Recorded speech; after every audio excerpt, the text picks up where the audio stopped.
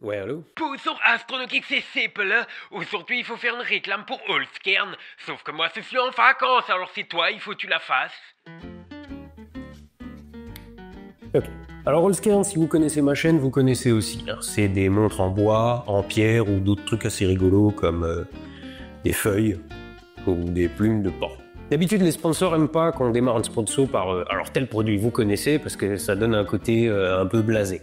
Mais Dan, mon contact Holzkern, m'a expressément dit alors notre brief reste le même, mais ton audience connaît Holzkern, donc maintenant je veux plus répéter les mêmes choses. Pour changer, j'aimerais tester une sponsor plus personnelle avec ton retour sur la marque. Je suis curieux de voir ce que ça donnerait.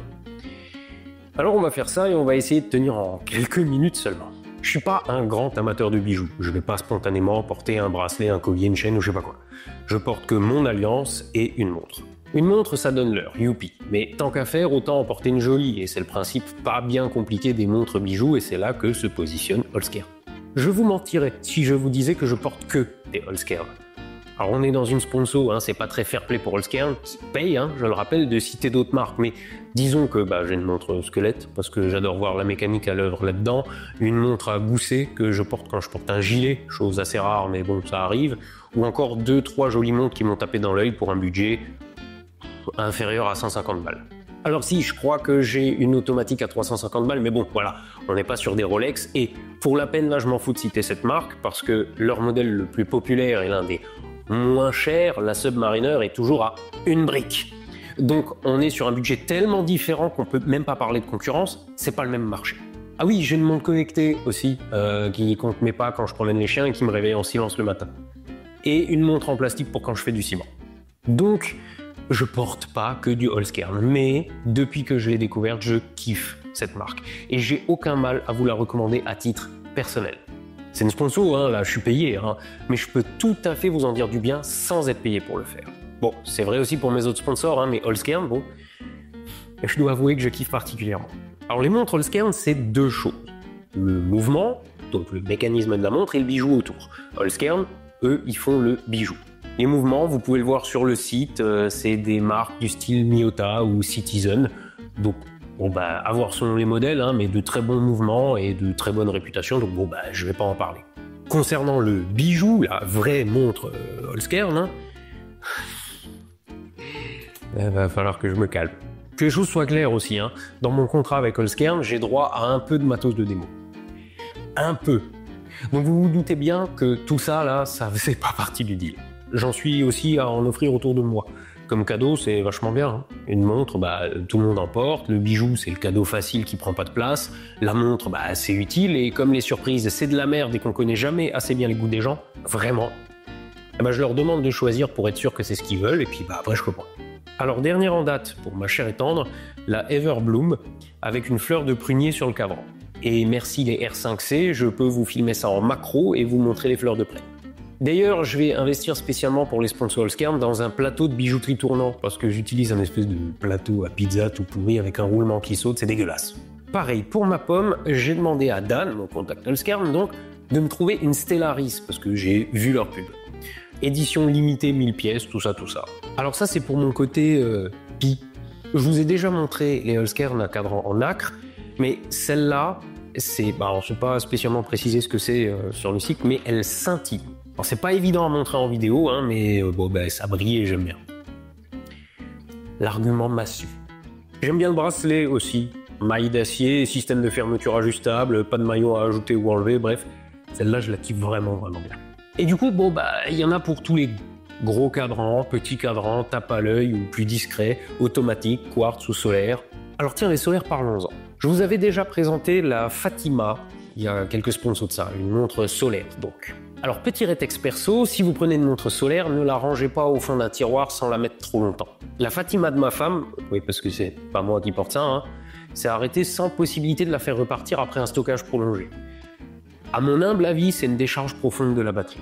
Alors j'ai vu avec mon bijoutier s'il pouvait simplement me la changer, mais il m'a dit qu'il pouvait pas avoir ce modèle d'accu. Donc j'ai demandé à Holzkern s'il pouvait me l'avoir pour que je puisse la filer à mon bijoutier. Réaction de Holzkern, ils m'ont simplement renvoyé la montre avec excuse pour le désagrément. Et du coup, je vous le dis, les solaires, laissez-leur toujours un petit peu de lumière et si vraiment vous les portez pas, tirez la molette pour les arrêter et éviter de niquer la batterie. Bon, en gros, comme n'importe quel appareil dont vous voulez éviter la décharge profonde. Voilà ma seule expérience un tant soit peu négative avec Holzkern, et je peux même pas vraiment me plaindre. Hein. Et comme je commence à me faire une belle collecte, globalement à mes frais, hein, bah je les assortis à mes fringues. Parce que pour les vidéos, bah, je suis en noir, hein, mais dans la vie, je suis en rose, en vert, en bleu ou avec des fleurs. Et donc j'assortis mes montres. Comme Doctor Strange qui se demande laquelle il va porter au début du film. Enfin, sauf que ça doit pas être les mêmes budgets. Parce que, ouais, je finirai là-dessus, parce que j'en ai déjà beaucoup trop parlé. Hein. Évidemment, tout le monde n'a pas le budget pour une montre bijou. Hein. Je culpabilise toujours un petit peu de parler de ça, sachant qu'il y a des smicards ou des RSistes qui regardent mes vidéos, mais bon. Donc, disons que si vous avez envie d'une jolie montre et que vous n'avez pas 3 ans de SMIC à mettre dans une Rolex pour pas avoir raté votre vie à 50 ans, bah vous avez de très jolies choses à des prix tout à fait corrects. Bon, sinon, Dan m'a dit que pour raison technique, il faut changer le code de réduction. Donc, je vous mets le lien en description, hein, comme d'hab. Et donc, le code pour bénéficier de la réduction chez Holzkern, ça sera 12 parsec est un con, avec un S à parsec. Et cette sponsor est évidemment beaucoup trop longue, donc merci de soutenir la chaîne en vous les tapant. Seppele revient au prochain épisode, hein, et on passe à la vidéo. Cette vidéo est la suite de la précédente. Donc, histoire d'avoir tout le contexte, je vous suggère chaudement de la mettre en pause, d'aller voir la première partie qui se trouve dans les fiches et en description, et de revenir ensuite. 4 novembre 1922. Hussein Abdel Rassoul, un jeune porteur d'eau, traverse la vallée des Rois, quand il manque de trébucher sur une aspérité dans le sable. C'est la première marche de l'escalier menant à la tombe de Toutankhamon. Howard Carter, le directeur des fouilles, fait venir son mécène Lord Carnarvon en urgence en Égypte. Ensemble, ils entreprennent de dégager l'entrée. Et là, les ennuis commencent.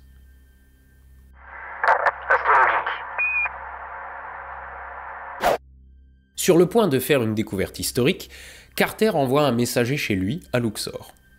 En arrivant, celui-ci raconte avoir entendu une plainte. Un cri faible, presque humain, dira-t-il.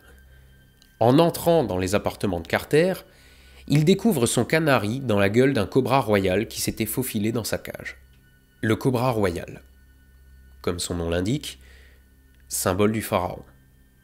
Avertissement ? Peut-être.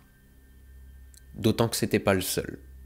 Carter est devant le sceau de la porte de l'antichambre du tombeau de Toutankhamon, encore intacte. La première tombe de pharaon découverte intacte depuis l'Antiquité. Et donc par un archéologue digne de ce nom.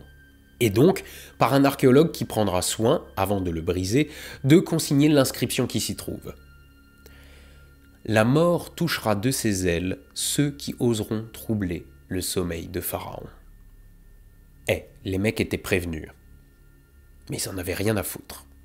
Arthur Weigall, présent à l'entrée de la tombe, raconte comment il a vu Carter et surtout Carnarvon plaisanter grassement sur Pharaon et le contenu de sa tombe. Il aurait alors dit « S'il entre avec cet état d'esprit, je lui donne 6 semaines à vivre. » Pendant ce temps, sous terre, Carter est prêt à rompre le sceau. Dans son livre, il écrit « Les mains tremblantes, j'ai fait une petite brèche dans le coin supérieur gauche.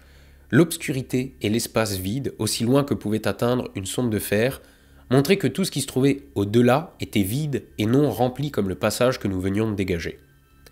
Des tests de bougies ont été appliqués par mesure de précaution contre d'éventuels gaz nauséabonds, puis, élargissant un peu le trou, j'ai inséré la bougie et j'ai regardé à l'intérieur. Lord Carnarvon, Lady Evelyn et Calendar se trouvaient anxieusement à côté de moi pour entendre le verdict.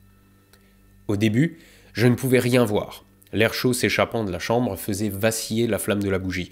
Mais bientôt, alors que mes yeux s'habituaient à la lumière, des détails de la pièce à l'intérieur émergeaient lentement de la brume, d'étranges animaux, des statues et l'or. Partout, l'éclat de l'or. Carnarvon, impatient, demande alors à Carter s'il voit quelque chose.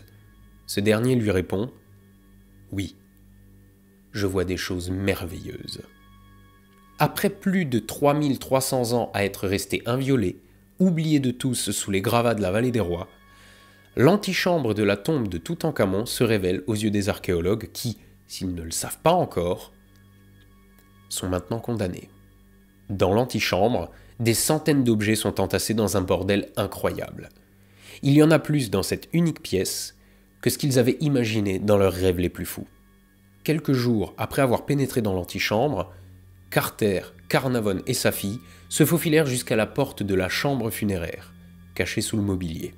En 1900, Carter avait ouvert un autre tombeau royal devant de nombreux invités de marque, tout ça pour se rendre compte que des pilleurs étaient déjà passés par là dans l'Antiquité.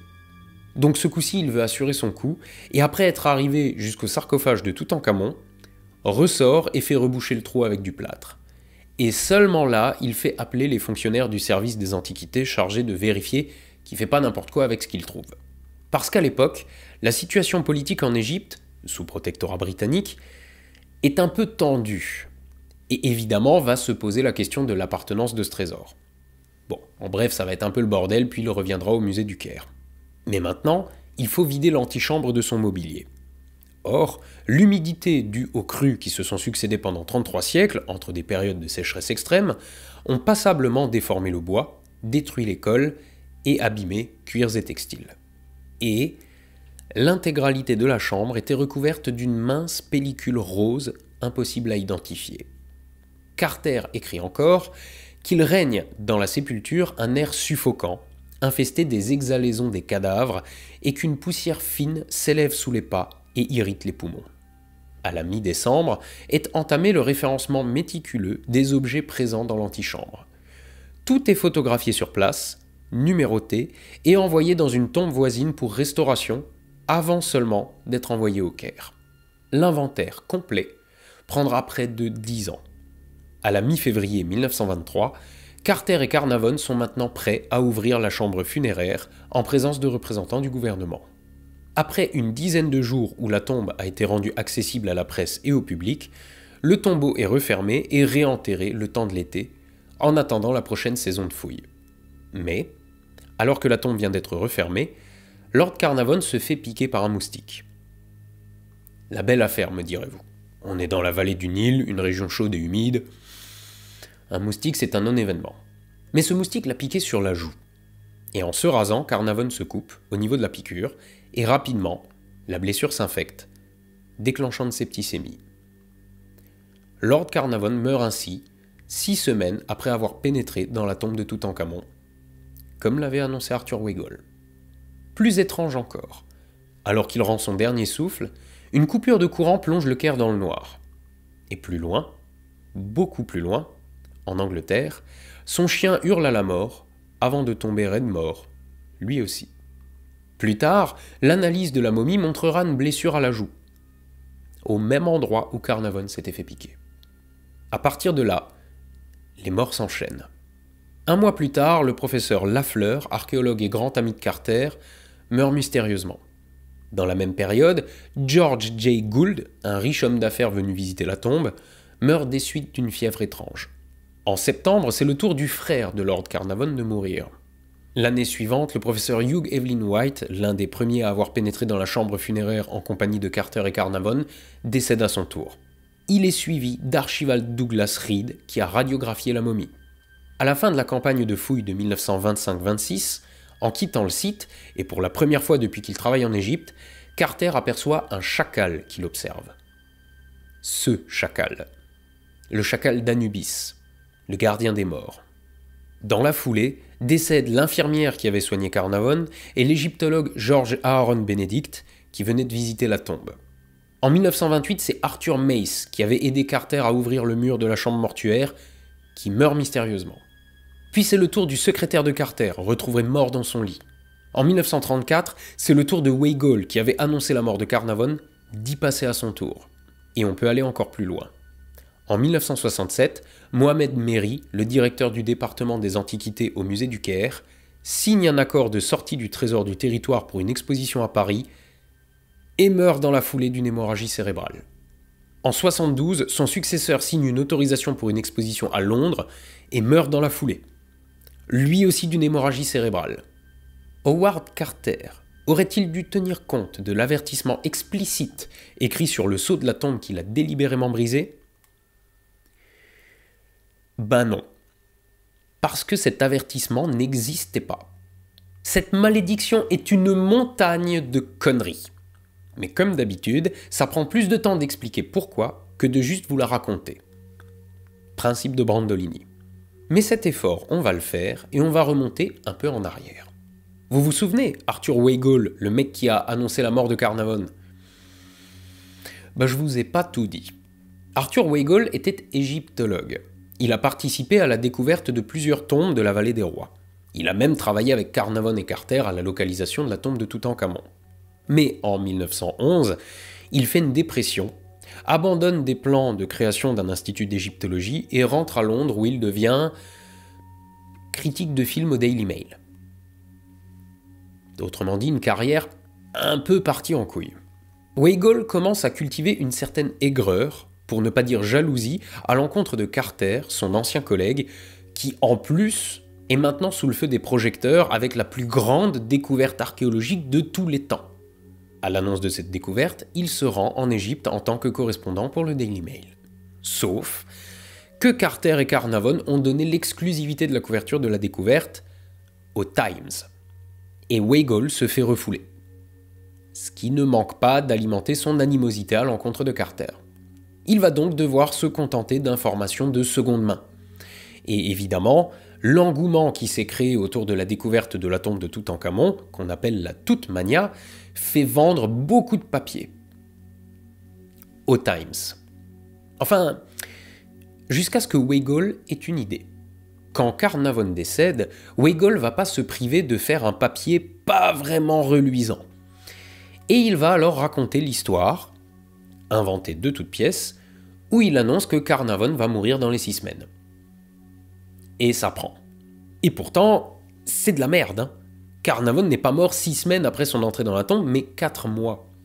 Les histoires de coupures de courant et de chiens qui hurlent à la mort, c'est évidemment invérifiable, et Toutankhamon avait bien une blessure à la joue, mais non seulement c'était pas la bonne joue, mais en plus il avait des blessures absolument partout, faites post-mortem lors de l'embaumement.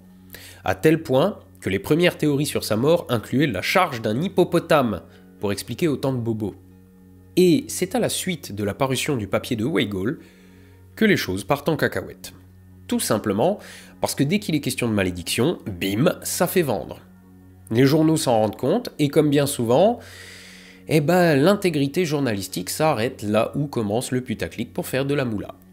Et c'est donc les journalistes anglais qui vont inventer de toutes pièces l'histoire de la malédiction inscrite sur le sceau de la tombe, qui n'a jamais existé. L'inventaire de la tombe a été fait très méticuleusement et on n'en trouve trace nulle part. Alors, faut dire aussi qu'on est à une époque où l'occultisme est super à la mode. Vous savez, les tables de Ouija, les guéridons qui bougent, les fantômes, les esprits et tout le reste. Donc, vous imaginez bien qu'une malédiction antique de Pharaon, ça prend comme une shitstorm sur Twitter. Les malédictions de l'Égypte antique, ça existe. Plus ou moins. On a trouvé des choses, mais ça ressemble plus à des messages adressés aux prêtres. En substance, ça dit « Occupe-toi bien de l'entretien de la tombe, sinon tu vas prendre un méchant coup de pied au cul ». Il y a aussi des textes d'exécration. En gros, c'est des textes disant tout le mal que pense Pharaon de ses ennemis, parfois accompagnés de statuettes les représentant et brisés rituellement. Il y a aussi la damnatio memoriae, la condamnation à l'oubli, mais là encore, ça colle pas trop au narratif. Donc, la malédiction, façon film d'épouvante avec des momies qui se réveillent, c'est nettement plus dur à trouver. Mais peu importe, la mode est lancée. Et de fait, la presse va suivre de près la progression des fouilles, et si jamais quelqu'un casse sa pipe, elle fait des articles dessus. Parce que ça fait vendre de ouf. Selon les chronologies, on compte jusqu'à une 30aine de morts attribuées à la malédiction de Pharaon. Les plus connus et les plus souvent nommés, c'est ceux que je vous ai moi-même cités juste avant. Donc on va passer tout ça en revue. Bon alors déjà, l'histoire du canari bouffé par un serpent, a priori c'est vrai, mais pas de quoi en faire un fromage. D'autant qu'elle a été vachement embellie. Vous oubliez les cris d'êtres humains, tout ça. Le mec a débarqué dans les appartements de Carter, et le serpent, plus précisément un naja, plutôt commun dans la région, roupillé avec un canari dans le ventre. Bon, j'ai déjà trouvé une couleuvre qui roupillait dans mes godasses et j'ai pas profané de tombe. Carnavon ne se fait pas piquer par un moustique en sortant de la tombe, mais 2 mois après sa fermeture. Et il était déjà très malade depuis des années, au point que ses proches craignaient la moindre crève chez lui. Donc, qu'une infection règle son compte à un vieillard, c'est pas spécialement paranormal. En outre, je vous rappelle qu'on est à une époque, certes pas si lointaine, mais où les maladies infectieuses sont encore la principale cause de décès. Ce n'est qu'après la découverte de la pénicilline, donc du premier antibiotique, par Fleming en 1928 et son utilisation dans des traitements à partir de 1941, en plus de la vaccination généralisée, que les maladies infectieuses seront remplacées par les cancers et les maladies cardiovasculaires comme principale cause de décès. Pensez une seconde à tous les gens que vous connaissez qui se sont un jour blessés et qui ont eu un début d'infection. À l'époque, l'affaire était pliée. Et sans malédiction. George J. Gould, le riche homme d'affaires venu visiter la tombe, est mort des suites d'une fièvre. Donc d'une infection. Des mois après sa visite de la tombe. Et encore une fois, pas alors qu'il venait d'en sortir. Pour l'histoire d'épouvante, ça sonne certes mieux, mais c'est faux. Et j'ajoute qu'il est mort d'une fièvre dans un pays où on trouve la malaria. Je vous rappelle qu'on estime que, depuis que l'humanité existe, cette maladie transmise par les moustiques pourrait, à elle toute seule, représenter près de 50% des causes de décès. Donc bon, est-ce que c'est toujours si exceptionnel ? Le professeur Hugh Evelyn White, l'un des premiers à avoir pénétré dans la chambre funéraire en compagnie de Carter, décède en 1924. Il était dépressif depuis longtemps et il s'est suicidé. Il a bon dos, le pharaon. Les 2 directeurs du département des antiquités du musée du Caire, qui sont tombés raides morts après avoir signé des autorisations de voyage du trésor, pareil, raconté comme ça, on s'imagine qu'ils signent et qu'ils tombent raides morts avec le stylo dans la main. Sauf que non. Ils sont morts des mois après la signature. Et un vieux monsieur qui pète un anévrisme, c'est triste, mais c'est pas paranormal. Mais il reste tous les autres. Et parmi ceux-là, un bon nombre sont morts d'atteinte pulmonaire. Alors, la science s'est penchée sur la question. Rappelez-vous, je vous ai dit précédemment que l'intégralité du contenu de la tombe était recouvert d'une mince pellicule rose et que d'après Carter, l'air y était difficilement respirable. Il a donc été émis la théorie qu'il y avait effectivement quelque chose dans cette tombe susceptible d'empoisonner les visiteurs, à dessein ou non. À dessein, ça veut dire volontairement. On a supposé que lors des funérailles de Pharaon, des substances toxiques avaient pu être dispersées dans la tombe, comme de l'arsenic. De manière plus involontaire, on a supposé aussi que les huiles d'amande utilisées pour l'embaumement aient pu se décomposer en cyanure. La pellicule rose qui recouvrait tout, c'était des champignons qui se sont installés là à la faveur de l'air frais et humide et qui accompagnaient tous les autres qui étaient en train de bouffer les murs. Et dans le lot, on a trouvé des souches qui, inhalées, peuvent provoquer des infections fongiques. Sauf que l'explication est beaucoup plus simple que ça. Et au final, c'est la même que celle du triangle des Bermudes. Et si vous ne savez pas de quoi je parle, je vous rappelle qu'il y a une vidéo dédiée à ce mystère-là aussi. Et l'explication, elle manque peut-être de panache, mais c'est simplement les statistiques. Et l'obsession de la presse. Du moment où la tombe a été découverte, il s'est créé un engouement incroyable en Occident. L'égyptomanie la plus obsessionnelle. On a parlé de toute mania. Et ce faisant, alors même que les fouilles n'étaient pas terminées, la tombe a été visitée des dizaines de milliers de fois. Sachant ça, quelles étaient les chances que, statistiquement, sur un nombre aussi grand, à une époque où on ne connaît pas les antibiotiques et où on meurt encore de la malaria et de la tuberculose, et dans un pays où ces 2 maladies se promènent librement, on dénombre, dans tous ces visiteurs, une quinzaine de personnes qui ont cassé leur pipe dans les mois ou les années qui ont suivi. Ouais, parce que niveau corrélation, les journalistes en avaient rien à foutre, et c'est là le deuxième problème. Du moment où ils ont remarqué que la malédiction faisait vendre, le moindre mort de près ou de loin, en lien avec Carter, était bon à prendre. Y compris des gens qui n'ont jamais mis les pieds en Égypte, ou bien des gens à l'âge avancé. Un mec de 80 balais est retrouvé mort dans son lit, la belle affaire. Mais si c'était un parent de Carter, de Carnarvon ou de l'un de leurs collègues, bim, malédiction. En fait, statistiquement, aucune de ces morts n'est vraiment surprenante, surtout une fois dépouillée du bullshit rajouté autour pour rendre l'histoire mystérieuse. Je vous rappelle qu'en 1900, l'espérance de vie moyenne était de 45 ans, et de 50 ans en 1920. En fait, vous prenez le même échantillon de population, à la même époque et dans la même région du monde, et vous aurez autant de morts. Et même probablement plus. Parce que parmi tous les no-names qui ont visité la tombe, il y en a sûrement un paquet qui ont lâché la rampe dans les mois qui ont suivi, sans que la presse ne le sache. Mais forcément, si vous épiez le moindre mort, et que vous pondez un article qui titre « Encore une victime de la malédiction », comment dire, il y a peut-être un petit biais de rien du tout dans votre démarche. Donc, pas besoin de chercher des causes avant d'avoir mis en évidence un phénomène.